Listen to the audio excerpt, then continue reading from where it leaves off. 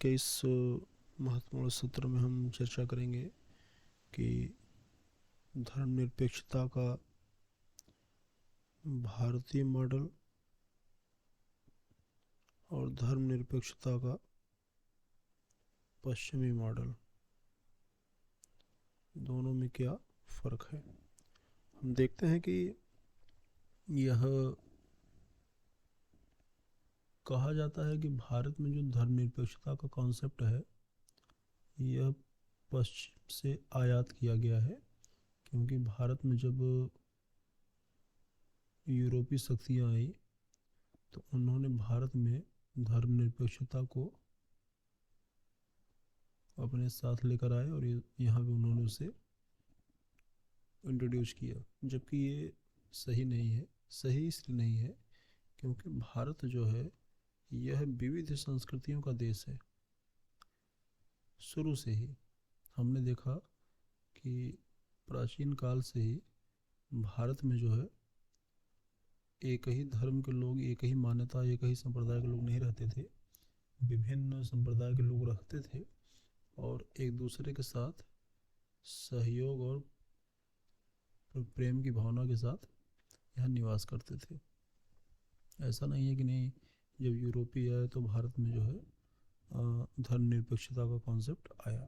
धर्मनिरपेक्षता हमारे यहाँ पहले से थी, हाँ ये है कि किसी अलग रूप में रही हो, लेकिन अगर धर्मनिरपेक्षता का तात्पर्य यही है कि सभी समुदाय के लोग एक दूसरे के साथ बिना किसी संघर्ष के साथ में रहें, सहयोग के साथ रहें, एक दूसरे के धर्म और मान्यता का सम्मान करें, तो हाँ ये कॉन्सेप्ट हमारे यहाँ पहले से था। अब बात है कि भारतीय धर्मनिरपेक्षता का मॉडल और पश्चिमी धर्मनिरपेक्षता का मॉडल, दोनों में क्या फ़र्क है। तो पश्चिमी धर्मनिरपेक्षता के मॉडल में हम देखते हैं कि दो संस्थाएं हैं। एक संस्था है चर्च और एक संस्था है राज्य। चर्च जो कि धर्म को रिप्रेजेंट करता है और राज्य जो कि शासन व्यवस्था को रिप्रेजेंट कर रहा है। अब ये कह रहे हैं कि जो चर्च होगा और जो राज्य होगा यह एक दूसरे के मामले में हस्तक्षेप नहीं करेंगे, क्योंकि पहले यूरोप में जब सामंतवादी व्यवस्था थी तो वहाँ पे जो सारे शासन व्यवस्था थी, वहाँ के जो तंत्र थे वह चर्च द्वारा संचालित होते थे, चर्च के बनाए नियमों द्वारा संचालित होते थे। और एक बात स्पष्ट रूप से समझ लीजिए कि जब किसी भी समाज का संचालन धर्म के द्वारा होगा तो उस समाज में सामाजिक बुराइयां जैसे असमानता, जैसे छुआछूत, ये निश्चित रूप से फैलेंगी, भेदभाव होगा। तो धर्मनिरपेक्षता का पश्चिमी मॉडल ये कहता है कि चर्च और राज्य एक दूसरे के मामले में हस्तक्षेप नहीं करेंगे, जबकि भारत में जो धर्मनिरपेक्षता का कॉन्सेप्ट है वो ये कहता है कि राज्य का अपना कोई धर्म नहीं होगा, राज्य का अपना कोई धर्म नहीं होगा।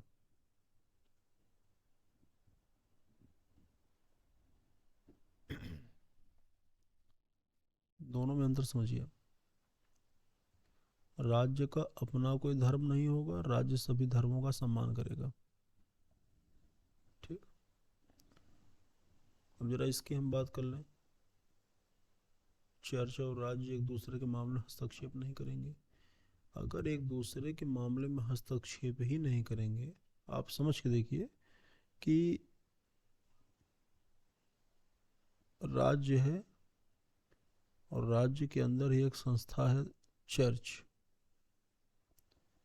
दोनों एक दूसरे के मामले हस्तक्षेप नहीं कर रहे हैं, तो इससे कुछ समस्याएं उत्पन्न होंगी। पहली समस्या ये है कि चर्च और राज्य के मध्य संवादहीनता की स्थिति होगी।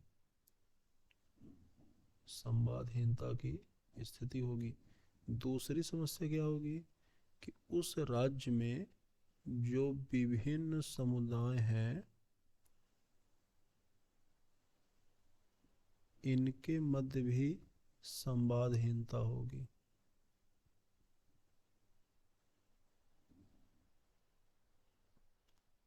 और तीसरी बात कि जब चर्च के मामले में, जब धर्म के मामले में राज्य हस्तक्षेप ही नहीं करेगा, तो यदि धर्मों के मध्य कोई संघर्ष उत्पन्न हो गया तो राज्य के पास उससे निपटने के लिए कोई नीति ही नहीं है, कोई प्रभावी योजना ही नहीं है।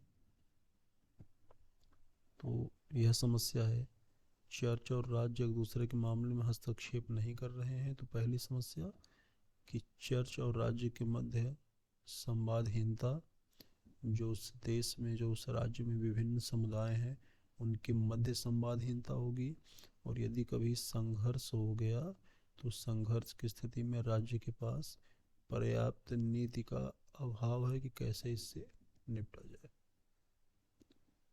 अब भारत में ऐसा नहीं है।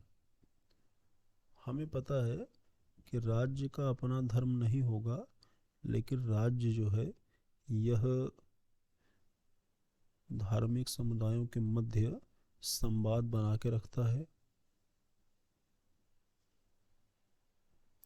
मौलिक अधिकार में हमें दिया गया है धार्मिक स्वतंत्रता का अधिकार, लेकिन साथ में यह भी है कि यदि धर्म के कोई चिन्ह है, कोई संस्थान है, तो राज्य उसके संवर्धन के लिए काम कर सकता है। यह अलग बात है कि राज्य जो है कर भी लगा सकता है। तीसरी जो बात है वो ये है कि धर्म में अगर कोई कुरीति है तो कुरीति को समाप्त करने के लिए राज्य विधि निर्माण भी कर सकता है। जब हम कह रहे हैं कि हमारा अपना कोई धर्म नहीं है, इसका मतलब कि हमारी सीमा क्षेत्र के अंदर जो भी होगा वो सब हमारे धर्म होंगे, हम सबका सम्मान करेंगे, सबके संवर्धन के लिए काम करेंगे। और अगर उस धर्म में कोई नकारात्मक बात होगी, कोई कुरीति होगी जिसका समाज पे व्यापक प्रभाव पड़ रहा हो, तो हम उसे भी समाप्त करने के लिए कानून का निर्माण कर सकते हैं। जैसे बाल विवाह, इसको समाप्त करने के लिए कानून है। जैसे 3 तलाक। अब बात ये आती है कि पश्चिमी धर्मनिरपेक्षता के मॉडल को भारत की धर्मनिरपेक्षता से क्या सीखना चाहिए।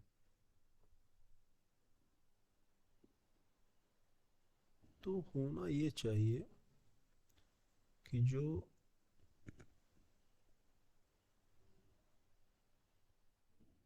भारत में जो काम किया गया है, क्या किया गया है, इन्होंने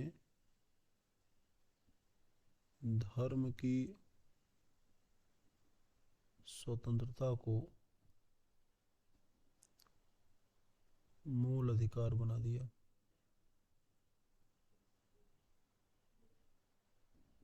धर्म की स्वतंत्रता को मूल अधिकार घोषित कर दिया। ये काम आप कर सकते हैं, कोई दिक्कत नहीं है। दूसरा काम जो कर सकते हैं कि जो विभिन्न धार्मिक समुदाय हैं इनके मध्य संवाद स्थापित करिए, क्योंकि संवाद से आप किसी भी संघर्ष को रोक सकते हैं। तीसरा,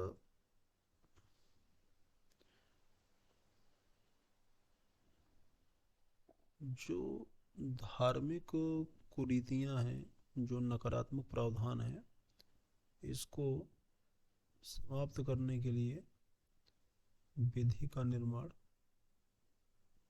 कर सकते हैं, लेकिन इसमें इस बात का ध्यान रहे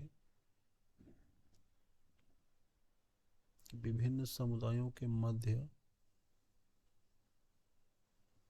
वार्ता करके, मनमाने तरीके से नहीं। मनमाने तरीके से करेंगे तो फिर संघर्ष होगा। ठीक। अब अगर हम ओवरऑल बात करें भारतीय धर्मनिरपेक्षता के मॉडल और पश्चिमी धर्मनिरपेक्षता के मॉडल में, तो हम पाते हैं कि जो भारतीय धर्मनिरपेक्षता है यह समावेशी, प्रगतिशील, व्यापक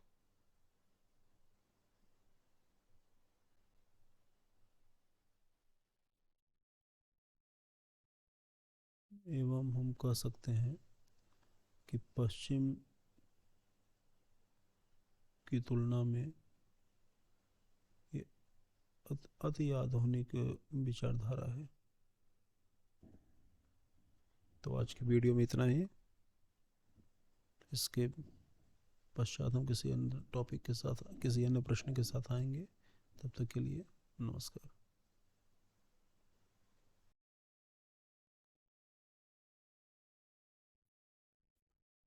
दोस्तों नमस्कार। आज